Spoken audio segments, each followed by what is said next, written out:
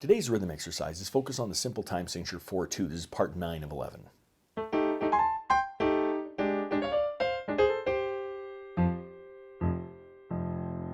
Welcome to my studio, Bach To Basics. This is a channel where you can find videos to further your music studies. While I reupholster my dining room chairs, let's read some rhythms.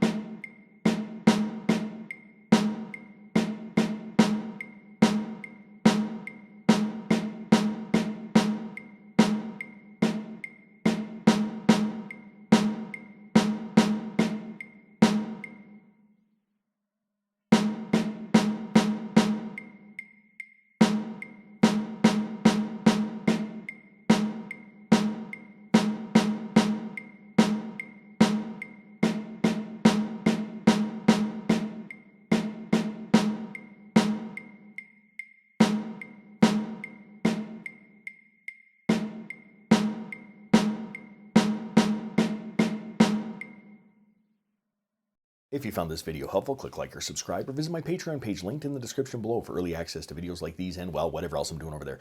Thanks for watching. I'm just a music teacher having fun. Catch you on the next one.